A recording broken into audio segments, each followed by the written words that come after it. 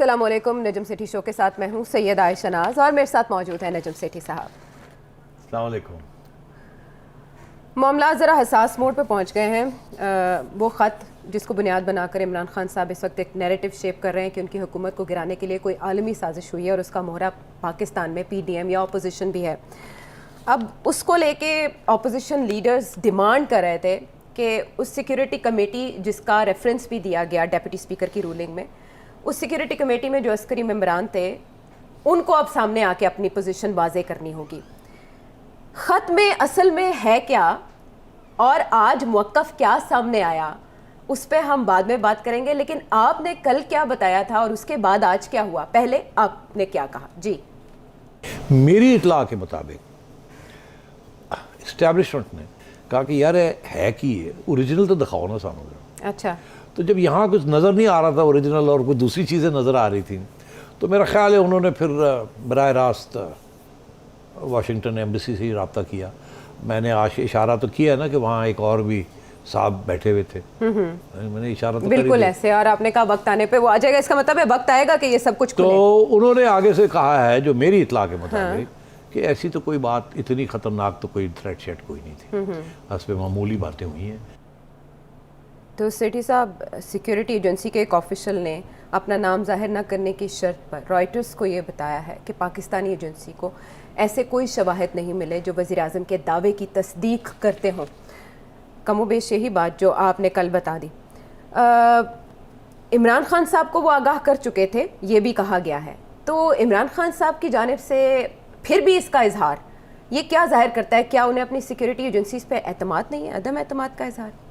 नहीं, खान साहब झूठ बोल रहे हैं पहले दिन से, और उनकी हमेशा ये कोशिश रही है कि किसी तरीके के साथ अपनी सिक्योरिटी एजेंसीज का सहारा लिया जाए और दिखाया जाए कि हम एक ही सफ़े पे हैं और वो हमारे साथ खड़े हैं, ताकि ये पैगाम चला जाए कि हम कहीं जा नहीं रहे क्योंकि वो हमारे साथ खड़े हैं।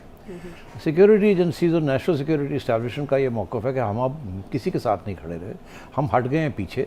आप जाने और आपका काम जाने और अपोजिशन जाने और अपोजिशन का काम जाने और आइन जाने और अदालतें जाने, हम पीछे हैं। अब हमें मुलव्वस ना किया जाए। अब खान साहब ने, इमरान खान ने एक कमेटी है नेशनल सिक्योरिटी काउंसिल, जिसके अंदर वैसे मैंने कल जिक्र किया था, उसके अंदर DGI, army chief, chairman joint chiefs of staff और 2 air force cheap and navy chief सारे बैठे होते हैं, मगर बाकी सारे सिविलियंस होते हैं, काबीना के लोग होते हैं और एक आध एडवाइज़र शेजर भी होंगे, होते हैं इनमें सिविलियंस जो गवर्नमेंट के लोग होते हैं। वहाँ ये सारी डिस्कशन हुई, मगर मेरी इतला के मुताबिक और मेरी ब्रीफिंग आप समझें कि उसी तरीके से हुई है जैसे अब आज पता चला कि रॉयटर्स न्यूज़ एजेंसी ने, उनकी भी किसी ने ब्रीफिंग की है कि जी अब वो नाम नहीं लिया जा सकता बिकॉज वो मेरा ख्याल है वो इनडायरेक्टली सारी बातें होती हैं, बिकॉज जब वो सामने आएंगे तो वो फिर बराह रास्त सामने आएंगे फिर ये। मगर अभी ये है कि सिचुएशन ऐसी बनी हुई है कि जो प्राइम मिनिस्टर साहब कह रहे हैं वो गलत कह रहे हैं, और सिक्योरिटी के इदारे, नेशनल सिक्योरिटी इस्टेब्लिशमेंट वाले उनको ओपनली कॉन्ट्रडिक्ट नहीं करना चाहते, मगर पैगाम ये दे रहे हैं कि ये जो बात कह रहे हैं ऐसे नहीं हुई, दरअसल कोई साजिश नहीं है, कोई इस किस्म की बात नहीं है।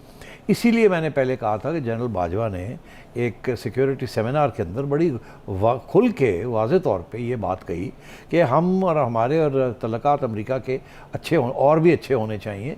हम समझते हैं कि हमें इस वक्त सबके साथ अच्छे तल्लुकात होने चाहिए, और उन्होंने तो बिल्कुल इस किस्म की कोई बात ही नहीं की हमें कोई धमकी मिल रही है, ये इस किस्म की कोई बात है। वो तो चाहते हैं अच्छे तल्लुकात और भी बेहतर हों। तो अब बात यह है कि इशारा तो वही हो गया था, ये मैं कह रहा हूँ। मगर अब आज अपोजिशन ने भी ये डिमांड की है कि सिक्योरिटी वाले जो हैं वो बाहर आएँ और आके बताएं, या हमें बताएं या आवाम को बताएं या सुप्रीम कोर्ट के आगे जाके बताएं कि क्या हुआ, आपके सामने क्या रखा गया था, आपका क्या मौक़िफ़ था, आप क्या समझते हैं, कोई थ्रेट है या नहीं है, कोई साजिश है या नहीं है। अब आप क्यों चुप हैं, आप बोलें। हाँ, शहबाज शरीफ साहब ने आज पूछा, अस्करी क़यादत सामने आए और साजिश का बताया कि क्या हम गद्दार हैं, तो क्या उनकी तसल्ली तशफ़ी इस खबर से हो जाएगी? नहीं, मैं ये पूछ रहा हूँ आपसे कि शहबाज शरीफ साहब ने किस टाइम पे ये दोपहर आज बात कही? जी, आज दोपहर उन्होंने ये मुतालबा किया। कितने बजे को? 12 साढ़े 12 बजे? हाँ जी, 12 के बाद। 12 के बाद जी। और उसके बाद ये जो रॉयटर्स वाली खबर है ये कब आई है? जी, ये भी 12 के बाद ही इसकी टाइमिंग है जी। हाँ, अच्छा अब बात ये है आयशा कि रॉयटर्स क्या चीज़ है। मुझे तो कोई फ़ोन करके कह दे जिसके ऊपर मुझे कॉन्फिडेंस है कि ये झूठ नहीं बोलेंगे मेरे आगे, तो मैं समझूंगा कि मेरी एक चिड़िया की खबर आ गई है, ठीक। और मैं कह दूंगा, कुछ लोग तस्लीम करेंगे, कुछ लोग कहेंगे नहीं बकवास करता, झूठ बोलता है, या चिड़िया की खबर सही नहीं हो सकती, जानिबदारी का इल्ज़ाम लग सकता है। और हो सकता है कि खबर भी जो है क्योंकि ऐसे करके आ रही है तो शायद खबर भी गलत हो। मगर जब रॉयटर्स के साथ कोई बात करता है और रॉयटर्स अगर कोई खबर छापता है तो उसकी अहमियत कुछ और होती है। रॉयटर्स दुनिया की सबसे अहम और क्रेडिबल न्यूज़ एजेंसी है। रॉयटर्स के अंदर 99.999% चांसेस यही होते हैं कि खबर सच्ची है और सही है और जो कहा जा रहा है वैसे ही है, क्योंकि उनके बड़े सख्त प्रोसीजर्स हैं खबर लगाने के, चेक करने के और उसको शाया करने में। इसीलिए दुनिया की सबसे अहम न्यूज़ एजेंसी है। जब रॉयटर्स पे कोई खबर आ जाती है तो फिर उसको तस्लीम किया जाता है कि ये सच है। इसीलिए मैं ये समझता हूँ कि मेरा ख्याल है कि ये जो अब शहबाज शरीफ साहब ने जो डिमांड किया है, उससे पहले और लोग भी डिमांड कर रहे थे कि जी सिक्योरिटी एस्टैब्लिशमेंट अपना मौक़िफ़, बिलावल भुट्टो, मौलाना फजलुर रहमान, एवरीवन। अब मेरा ख्याल है कि सिक्योरिटी एस्टैब्लिशमेंट ये चाहती है कि अगर उनको कोई याद करता है, सुप्रीम कोर्ट बुला लेता है, कोई और इदारा जिसकी हैसियत ऐसी है जो उनको याद कर सकता है या तलब कर सकता है, तो फिर ज़ाहिर है वो आके बताएंगे क्या हुआ क्या नहीं हुआ। मगर ऑपोजिशन के कहने के साथ अगर वो इस किस्म की बात करते हैं बाहर आके, तो फिर ऐसे लगता है कि शायद वो न्यूट्रल नहीं रहे, क्योंकि वो कहते हैं हम नहीं कुछ करना चाहते। मगर क्योंकि इस वक्त प्रेशर इतना है और एक कॉन्स्टिट्यूशनल क्राइसिस चल रही है मुल्क के अंदर, तो सच को छुपाना भी जो है वो भी एक किस्म का जुर्म बन जाता है, जबकि इतना प्रेशर सिक्योरिटी एजेंसीज के ऊपर होता। तो इसलिए मैं समझता हूँ कि जो मुझे समझ आ रही है कि उन्होंने फिर रॉयटर्स जैसी एक न्यूज़ एजेंसी को बुला के किसी के ज़रिए ये खबर दिलवाई है और रॉयटर्स को ये कहा है कि ये बिल्कुल ऑथेंटिक बात है। रॉयटर्स ने अपनी चेकिंग की है। अच्छा। ये चेक करते हैं कि ये इसके अंदर जो हमें कहा जा रहा है ये सही है या नहीं। आयशा अगर आके मुझे मेरी ब्रीफिंग करती है, मैं रॉयटर्स का जर्नलिस्ट हूँ, और आप आके मुझे कहती तो मैं देखूँ आयशा की हैसियत क्या है। अगर मुझे पता चला कि आयशा जो है उसके ऊपर पत्ते वत्ते भी लगे हुए हैं मगर वो दिखाना नहीं चाह रहे अपने पत्ते, ठीक है ना, तो फिर मैं कहूँगा फिर बात तो फिर पक्की होगी ना ये। और अगर आयशा के पत्ते वत्ते नहीं लगे हुए और कोई और उठ के आके कहे कि जी वो किसी पत्ते वाले ने मुझे ये बताया है जिसके चांद वांद सितारे लगे हुए हैं, तो मैं कहूँगा यार ये तो पक्की बात तो नहीं है ना, ये तो कच्ची बात है। चार चांद लगा दिया तो आपने ये बात करके। अब बात यह है कि किसी ने हाँ। जिम्मेदार शख्स ने सिक्योरिटी में उन्होंने रॉयटर्स को बुला के, दो जर्नलिस्ट हैं, एक भी नहीं दो को बुला के उनको बताया है कि देखिए ये सिचुएशन है, और अपनी मजबूरी भी तो बताई होगी कि हम ओपनली ये नहीं कह बिल्कुल सकते। ऐसे उन्होंने कहा है कि वो जाहिर अपनी शनाख्त जाहिर नहीं करना चाहते, लेकिन मगर जिन लोगों के साथ बात तो शनाख्त जाहिर कर दी ना कौन है, मगर वो क्योंकि जर्नलिस्ट है वो तो कभी नहीं बताएंगे, नहीं बताएंगे, अपना सोर्स नहीं बताता, कभी नहीं बताते अपना सोर्स। तो इस तरीके से उन्होंने बात वाजे कर दी है कि ये जो सारा इल्ज़ाम लगाया जा रहा है साजिश का, अमेरिका कह रहा रिजीम चेंज, ये सारा गलत है, ऐसी कोई बात हुई नहीं। अब उन्होंने अपना मौक़िफ़ दे दिया। अब इसके बाद अब कोई गुंजाइश नहीं रह गई। मैं एग्ज़ाम्पल आपको देता हूँ। आज की एक बड़ी ज़िम्मेदार अखबार में एक स्टोरी लगी हुई है जो कि किसी और अखबार में मैंने नहीं देखी। वो स्टोरी ये लगी हुई है कि इलेक्शन कमीशन ऑफ पाकिस्तान का ये मौक़िफ़ है कि इलेक्शन 3 महीने में नहीं हो सकते, और उसमें बहुत से रीज़न्स दिए हैं कि ये पूरा नहीं है, ये पूरा नहीं है, ये नहीं है, ये नहीं है, कंस्टिट्यूंसी डिलिमिनेशन नहीं है, इतने करोड़ लोग और बढ़ गए हैं, ये उसका ये हुआ, और 3 महीने नहीं कम से कम 6 महीने हमें चाहिए। हाँ, लेकिन ट्विटर पे इलेक्शन कमीशन ने वाज़ेह किया कि उनके से बयान मंसूब किया गया गलत है। अच्छा, हाँ, ये नहीं कहा कि गलत है, उन्होंने कहा हमने कोई बयान नहीं दिया, ऐसा बयान नहीं दिया। देखिए दोनों बातों में फ़र्क है ना। अच्छा। कि ये गलत है हाँ। या हमने ऐसा बयान नहीं दिया। तो उन्होंने ये नहीं कहा कि ये गलत है, अच्छा, उन्होंने ये कहा है कि हमने कोई ऑफिशियल स्टेटमेंट नहीं दी। हुआ क्या, इस अखबार ने जब स्टोरी लगाई है तो ऐसे लगता है कि जैसे कोई ऑफिशियल ब्रीफिंग हुई है उसकी। दरअसल ऐसे ऑफिशियल ब्रीफिंग नहीं हुई। हुआ ये है कि जिससे जैसे ये रॉयटर्स वाली खबर चली है, इसी तरीके के साथ इस अखबार के जर्नलिस्ट ने अपनी इलेक्शन कमीशन के अंदर मोतबर के साथ, किसी ज़िम्मेदार शख्स के साथ बात की। अच्छा। उसने कहा जी बताएं हो क्या रहा है। उसने कहा यार मुझे कोर्ट ना करना, अगर अंदर के हालात ये हैं और हम नहीं ये सारा काम नहीं कर सकते। ठीक है। उन्होंने पूरी बात बता दी है। अब ये अखबार जिम्मेदार अखबार है, जिसने स्टोरी लिखी है वो भी जिम्मेदार जर्नलिस्ट हैं, ठीक है।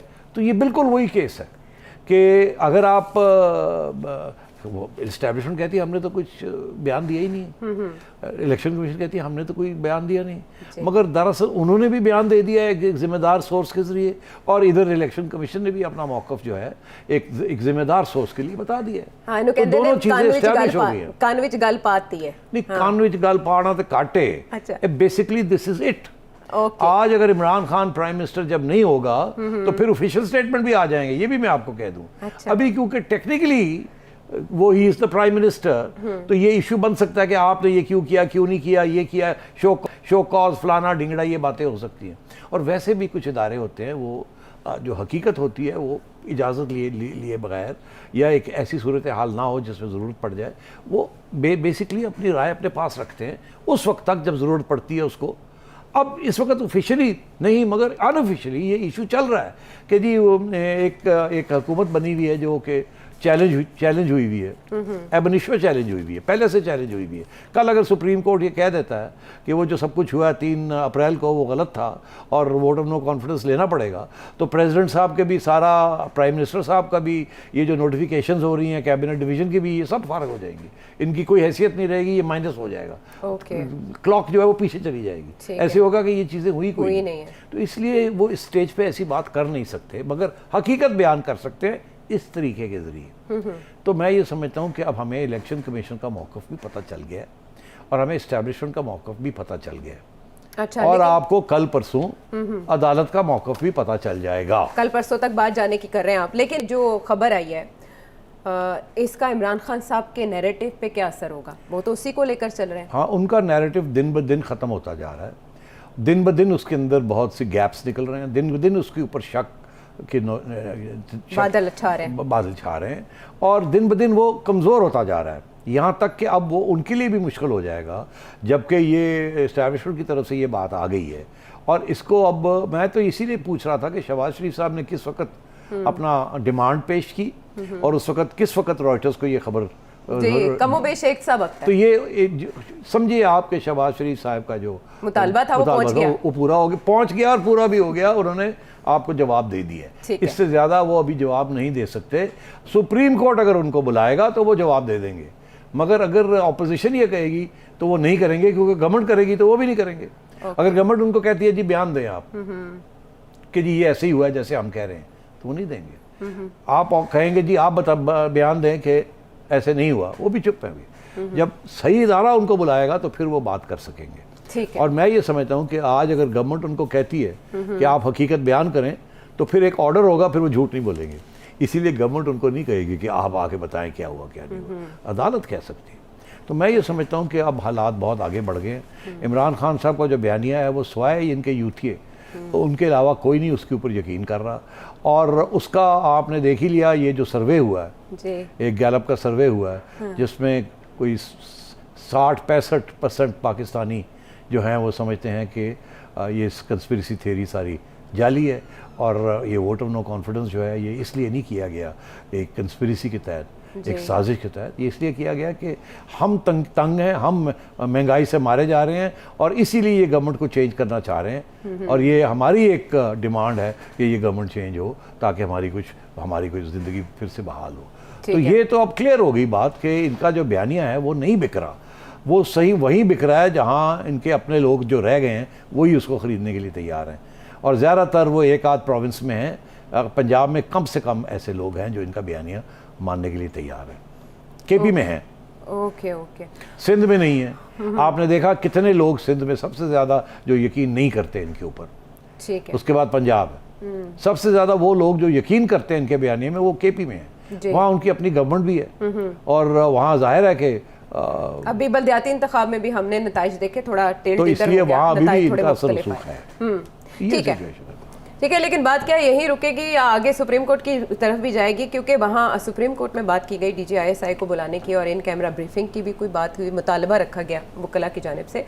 तो दूसरी तरफ सुप्रीम कोर्ट ने यह करार दिया कि वो पॉलिसी मामलात या खारिजा पॉलिसी को नहीं देखने बैठे, वो एक आइनी नुक्ते पर ही बात करने बैठे हैं। कहाँ तक जाएगी बात, ब्रेक के बाद आएंगे, बात करेंगे।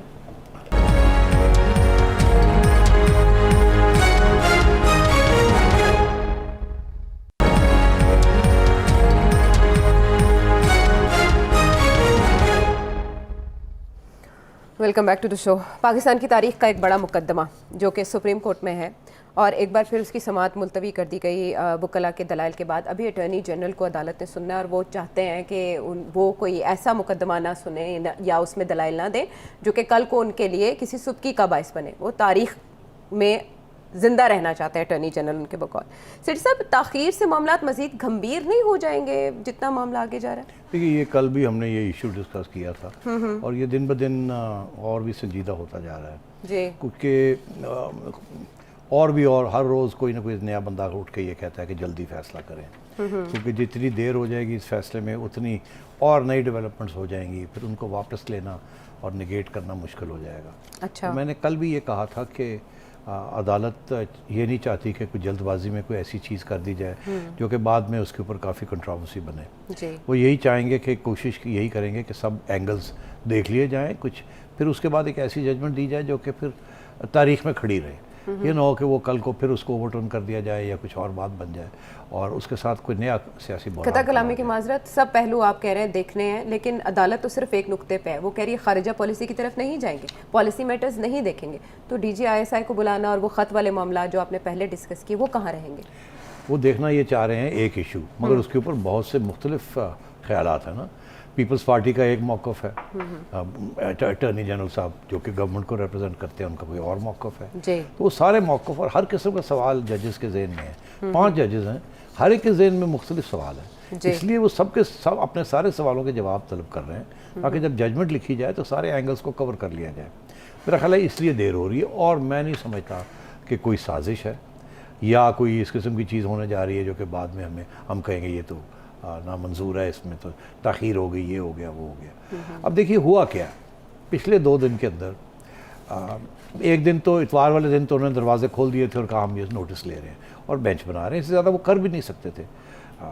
अगले दिन उन्होंने समाअत की और एक आज की है। अब 2 दिन गुजरे हैं, 2 दिन के अंदर एक्चुअली मैं तो ये समझता हूँ कि जितने लोगों ने ये बात की है 2 दिन के अंदर वो 1 दिन में भी कर सकते थे।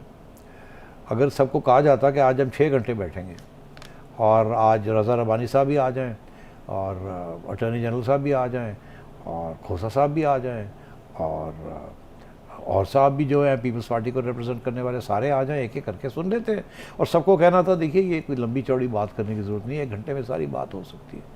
ऐसे किया अदालत ने पहले कितनी बातें कर ऐसे डे लॉन्ग कभी हुई प्रोसीडिंग्स नहीं, तो देखिए इमरजेंसी थी ना, एक बहुत बड़ा इशू बन चुका था और एक तरफ ये सुन रहे थे, दूसरी तरफ Imran Khan speaker, president, cabinet division वो एक फैसले करते जा रहे थे आगे और वो फैसले जो हैं वो फिर उसका प्रेशर पड़ जाता है सोसाइटी के ऊपर, सब पॉलिटिक्स के ऊपर, ब्यूरोक्रेसी के ऊपर, इस्टेब्लिशमेंट के ऊपर, सिक्योरिटी इदारों के ऊपर, आपके डिप्लोमेटिक रिलेशंस के ऊपर।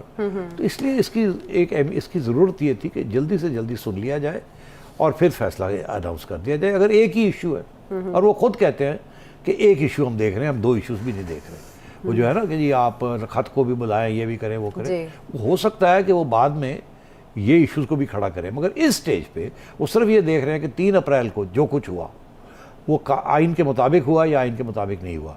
उसमें मेरा ख्याल है वो लीगल पॉइंट्स देखेंगे और फैक्चुअल पॉइंट्स जो हैं वो नहीं देखेंगे इस स्टेज पे। अच्छा। वो सिर्फ लीगल पॉइंट्स देखेंगे, क्योंकि अगर फैक्चुअल पॉइंट्स देखने तो फिर तो तफ्तीश पूरी करनी पड़ेगी। वो कहते हैं इस वक्त हम लीगल पॉइंट्स देखना चाह रहे हैं कि जो स्पीकर ने किया वो कर सकता था या नहीं कर सकता था। ठीक है। तो आप सूरत हाल के मेरा ख्याल है उन्होंने पहले ये कहा कि आज के दिन, पहले हमें ये कहा गया कि आज के दिन फैसला होगा, फिर आज कहा गया कि कल के दिन होगा, फिर वो अटॉर्नी जनरल साहब कह रहे हैं जी मुझे तो काफ़ी वक्त चाहिए, वो एक और दिन मांग रहे हैं। तो ये लगता है ऐसे है कि कल भी अभी वो रज़ा रबानी साहब की बातें तो हो गई हैं मगर एक आध रह गया अभी भी जी।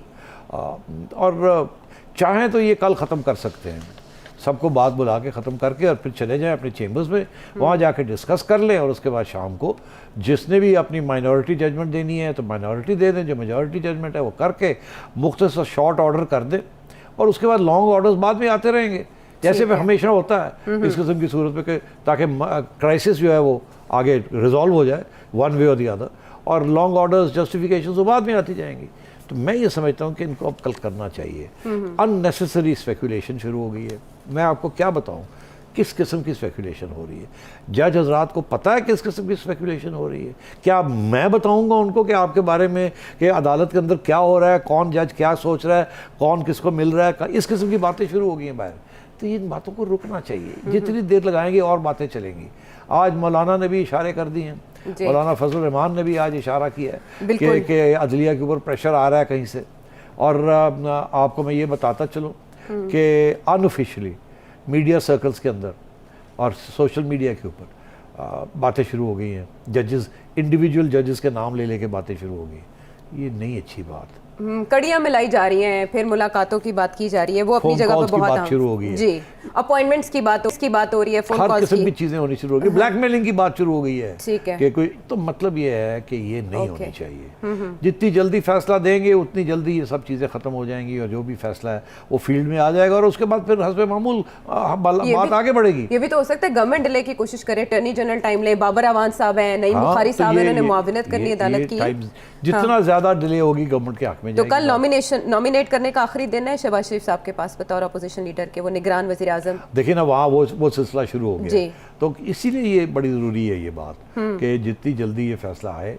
देर हो गई है, आगे अब कल इसको आना चाहिए फैसले को।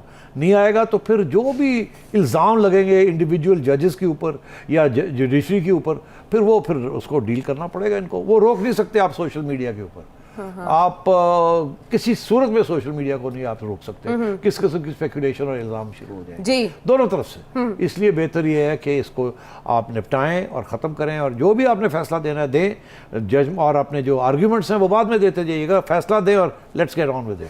अच्छा, इस मामले को लेकर तो मौलाना फजलुर रहमान साहब भी अपने इंटरव्यू में बहुत एग्रेसिव दिखाई दिए। मरीम नवाज शरीफ भी आज आ गई मीडिया में, लेकिन मौलाना का तस्करा कर लेते हैं कि उन्होंने वाज़ेह अल्फाज में कहा है कि अब जो होगा वो तबाहकुन होगा। और साथ ही क्वेश्चन ये किया गया कि अगर हुकूमत खुद अपना निगरान वज़ीर आज़म अपॉइंट कर लेती है, तो उन्होंने कहा अदम एतमाद के बाद ही कोई निगरान वज़ीर आज़म आ सकता है, और ये कि हमें कोई नज़रिया ज़रूरत कबूल नहीं होगा। आपने अब तक प्रेडिक्शंस की थी कि अगर इमरान खान साहब सीधी तरह नहीं मानते तो तसादुम होगा, वो अपनी हद तक हुआ।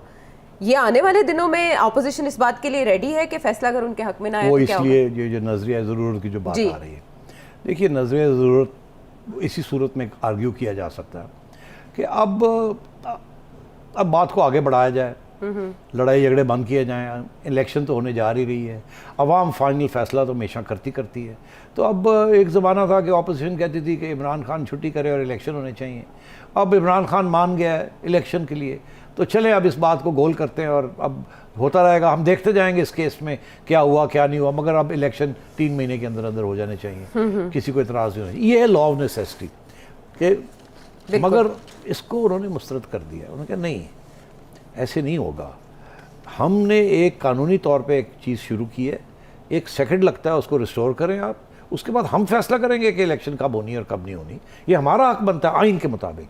तो अगर आपने आइनी फैसला करना है तो फिर आइन तो बड़ा क्लियर है। अटॉर्नी जनरल कह रहे थे 93 में अदालत ने 1 माह लिया था नवाज शरीफ साहब की गवर्नमेंट बहाल करने। अच्छा, 93 में तो जस्टिस नसीम हसन शाह थे चीफ जस्टिस, और उन्होंने 1 माह के अंदर अंदर ही प्रेसिडेंट साहब ने नवाज शरीफ साहब को डिसमिस किया था और अंडर 58(2)(b, और उसके बाद सुप्रीम कोर्ट में अपील हुई और उन्होंने 1.5 महीने के अंदर अंदर नवाज शरीफ साहब को रिस्टोर कर दिया। वो वापस प्राइम मिनिस्टर बन गए। फिर नवाज शरीफ साहब की और प्रेसिडेंट इसाक की आपस में लड़ाई शुरू हो गई। नवाज शरीफ साहब ने सोचा प्रेसिडेंट ने मुझे निकाला था, सुप्रीम कोर्ट ने मुझे रिस्टोर कर दिया, मैं प्रेसिडेंट की छुट्टी कराऊँ। लेकिन मोइन कुरैशी साहब आ गए थे ना। नहीं वो बात की बात है भाई, ठहर जाओ। अच्छा। तारीख मेरे से सुन लो प्लीज। सुनाए सेठी साहब, बहुत जरूरी है। नहीं तो आप हमें जब रही हैं आप। वो ऐसे हुआ कि फिर गुलाम इसाक ने कहा मैं नहीं जाता, तुमने मुझे निकाल के देख लो। अच्छा। तो फिर लड़ाई झगड़ा शुरू हो गया, एक डेडलॉक हो गया। फिर ISI और army chief general Abdul Waheed और जनरल जावेद अशरफ काजी ये फिर हरकत में आ गए। ये नवाज शरीफ साहब के पास गए, उन्होंने कहा जी वो प्रेसिडेंट साहब फिर आपको निकालने के लिए तैयार हैं। आपको रिस्टोर कर दिया सुप्रीम कोर्ट ने, उनके पास पावर है, वो फिर निकाल देंगे आपको। तो आगे से जवाब मिला होगा तो फिर सुप्रीम कोर्ट मुझे रिस्टोर कर देगा। तो फिर ये जाएगी कहाँ बात। फिर उसके बाद वो चले गए प्रेसिडेंट साहब के पास कि सर आप इसको निकाल देते हैं, फिर वो फिर रिस्टोर कर देता, तो फिर उसके बाद फिर निकाल दूंगा। अच्छा, अब ये कॉन्स्टिट्यूशनल डेडलॉक बन गया ना, एक तरफ सुप्रीम कोर्ट और नवाज शरीफ, दूसरे और वही supreme commander of the armed forces. तो फिर उन्होंने ये सोचा कि दोनों के पास जाएं। उन्होंने कहा जी कि आप दोनों ही घर चले जाएं और कॉन्स्टिट्यूशनल क्राइसिस को ख़त्म करते हैं। तो उस वक्त ये हुआ आयशा के प्रेसिडेंट इसाक ने कहा पहले इसको खो जाए। अच्छा, तो ये इनके पास गए मियाँ साहब के पास, मियाँ साहब ने कहा पहले उसको खो जाए। बचगाना है ये फिर सर पकड़ के बैठ गए। फिर यही फैसला हुआ कि दोनों एक ही वक्त पे जाएंगे। फिर नवाज शरीफ साहब ने कहा मेरा एक और भी कंडीशन है कि मैं जाने से पहले आवाम को एक ख़िताब करूँगा। तो उन्होंने कहा चले कर ले। उसमें उन्होंने कहा मैं डिक्टेशन नहीं लूँगा, तो इसलिए मैं रिज़ाइन कर रहा हूँ। हाँ। मैं डिक्टेशन नहीं लूँगा तो मैं रिज़ाइन। उस वक्त से फिर मियाँ साहब जो हैं उनका जो रुख था सारा, पहले वो इस्टेब्लिशमेंट के बंदे थे, उसके बाद वो एंटी इस्टेब्लिशमेंट इसाक खान साहब इस्टेब्लिशमेंट के थे। फिर उन्होंने ये भी नाराज़ थे कि फ़ौज के लोगों ने आके उनको कहा आप जाएँ। उन्होंने कहा अच्छा बच्चों ठीक है, फिर देखी जाएगी। तो मतलब है इस किस्म की चीज़ें। फिर दोनों चले गए और उसके बाद एक अबूरी हुकूमत आ गई। मोइन कुरैशी साहब को बुला लिया गया, इंपोर्ट कर लिया गया। 3 महीने वो रहे। उसके बाद इलेक्शंस हुए और उन इलेक्शंस में मोहतरमा बेनज़ीर भुट्टो साहिबा आ गई, जो जिस वक्त उन्होंने वापस किया सुप्रीम कोर्ट ने नवाज शरीफ को बहाल किया, तो वो जो एक अबूरी हुकूमत आई हुई थी उस वक्त, जो एक आती है उस वक्त, तो वो फिर उसके जो इकदाम थे वो सारे एब इनिशियो नल एंड वॉइड हो गए। ये पॉइंट एक्चुअली। तो वो उस वक्त फिर उन्होंने कहा जी कि जो कुछ मज़ारी साहब शेरबख्श मज़ारी शेरबाज मज़ारी साहब की हुकूमत थी अबूरी, उनको फिर उन्होंने कहा कि आपने जो इकदाम किए वो सारे null and void, go back. जब बैक आए तो फिर से धमकी आई, तो फिर ये हुआ। ओके, ये खेल इस तरह से तो चलता रहा। कंफ्यूजन हो जाती है ना बहुत। तो इसलिए ये कहा जा रहा है कि आप जल्दी करें, ये ना हो कि बहुत सी चीज़ें हो जाए और फिर वापस जाना पड़े और फिर ये हो लेकिन वज़ीर आज़म बहुत तेज़ी से पेशकदमी कर रहे हैं और बहुत तेज़ी से अपने प्लान पे इम्प्लीमेंट कर रहे हैं। नहीं मालूम कि इससे पहले जो उन्होंने इकदाम किया उसके लिए उन्होंने कितना होमवर्क किया। बहरहाल अब तेज़ी से ये प्रोसेस आगे बढ़ रहा है। निगरान वज़ीर आज़म के लिए नामजद करने का शहबाज शरीफ साहब इससे अभी तक इनकारी हैं। आगे चल के क्या होगा, इमरान खान साहब लाहौर क्या करने आए, पंजाब की सियासत किस नहज पे है, सेठी साहब से जानेंगे ब्रेक के बाद।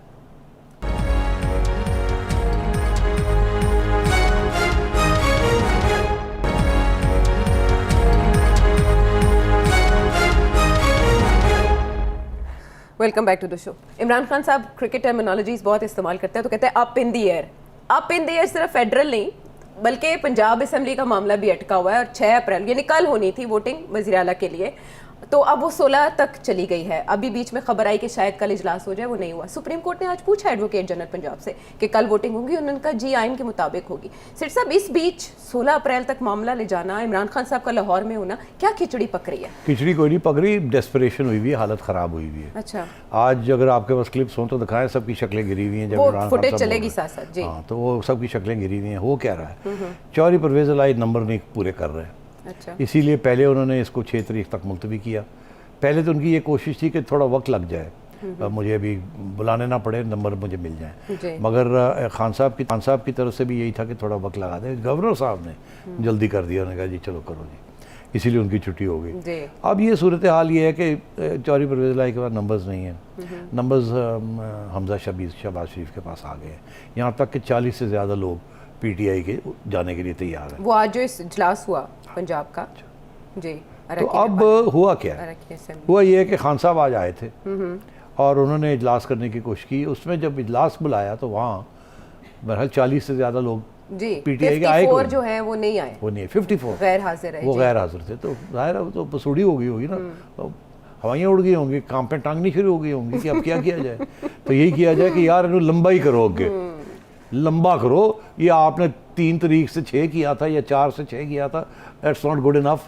अबे बहुत टाइम चाहिए खरीदो फरोख्त करने के लिए, इसको लंबा कर दें। तकरीबन 10 दिन बीच में इसमें मैनेज कर लेंगे। अच्छा नहीं, अब तो उससे कुछ हो जाएगा। अच्छा आइए आप।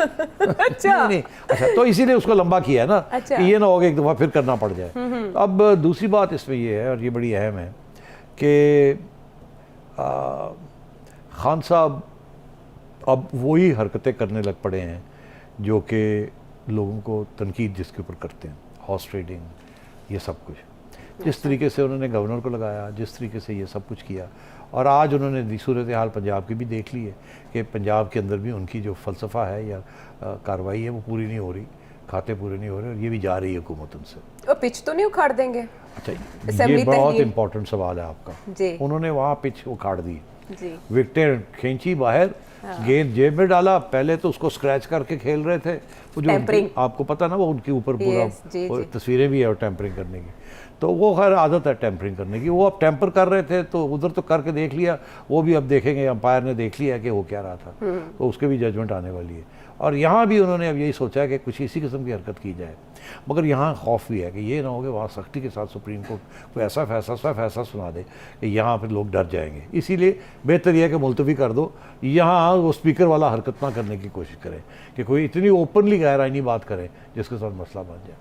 अब आइए कि पंजाब इनके हाथ से गया, अच्छा, जिसमें कोई शक ही नहीं है, मगर अब अगले आज नहीं कल नहीं परसों सुप्रीम कोर्ट का फैसला आ जाएगा। और मैंने हर वकील से बात की है जिसकी कोई भी अहमियत है, मैंने हर किस्म के लोगों से बात की है। अच्छा, कि भाई एक फ्लेवर तो मिले, पता तो लगे लोग जो वकीला हजरात है वो क्या सोच रहे हैं।